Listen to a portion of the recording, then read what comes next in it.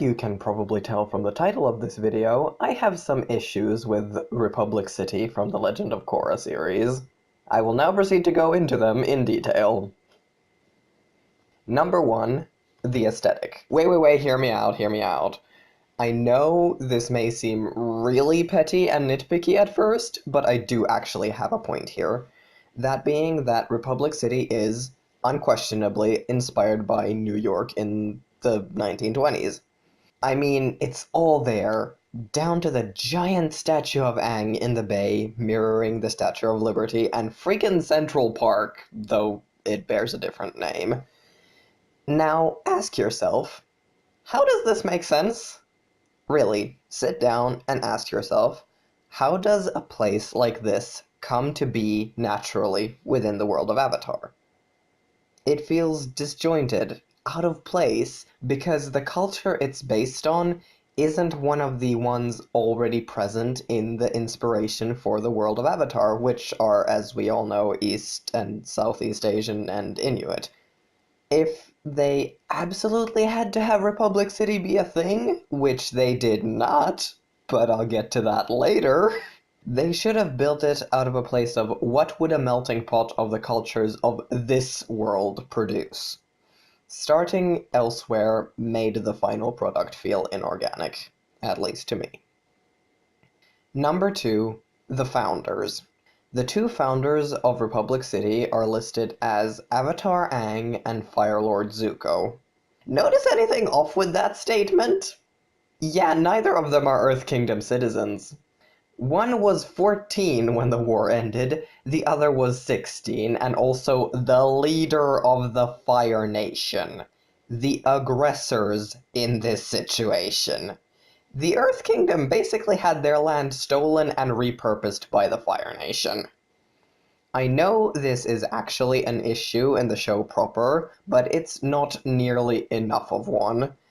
If they wanted Republic City to be a thing so badly, they could have had their first season conflict there instead of the sudden out-of-nowhere non-benders are persecuted plotline that sprung up from literally nothing. Number 3, its existence does a disservice to Zuko's character. Y'all really expect me to believe this guy would cave just because his people were calling him a traitor? This guy? Who spent years of his life in stubborn, unrelenting pursuit of a seemingly hopeless task for the sake of regaining his honor in the eyes of his father, who actually, yes, very specifically, betrayed his country and made the world a better place for it? That guy would quit on something because his people were calling him a traitor. Sure. Number 4, the Fire Nation lost. Deal with it. The Fire Nation lost the war. This is not a question of land taken in previous conflicts that have since seen their resolution. This is a question of an ongoing war that lasted a century. One that has now reached its resolution. One that the Fire Nation lost. They, as both the losers and the unquestionable aggressors, do not get to take the easy way out surrounding reparations. There are many very important, very serious questions surrounding what to do with the colonized Earth Kingdom territory, yeah, but they center around the people there, those who are actually innocent civilians, the children who were born there. The questions surround what will happen to them, not whether or not the victors of the war get to take their land back. Number 5, trust in the Fire Nation. You seriously expect me to believe for even a second, Avatar's friend or no, previous ally or no, that the other nations wouldn't turn on Zuko in an instant for this? Nah. Textbook Fire Nation treachery. Can't trust any of them. Let's strike them first this time before they can mount a fresh assault. That's how that would go. Again, returning to the point about Zuko's character, he has more than enough of a brain to see that this would not pan out. People do not trust the Fire Nation or its people, and with very, very good reason. It doesn't matter that the Avatar vouches for him. He's the Fire Lord. He's on thin fucking ice right now. Zuko would have been fighting an uphill battle to regain the rest of the world's trust. He would not have been such a gigantic walnut about this, and it would not have worked out nearly as well as the show wants to claim it does. Now, make no mistake, I want to like The Legend of Korra. I really, really do.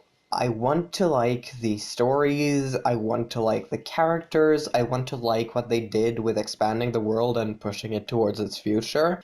I want to like the show that gave us Korrasami and opened the door to more explicitly queer rep in the world of Avatar. But I really don't. And I'm actually kind of genuinely sad about it. From the quick, lazy, hey presto, it's a miracle way they brought back the air nomads, to the more modern means more western feeling radiating off of the tech, to the season's worth of love triangles, to the Avatar Cycle origin story, I'm just... I'm so tired.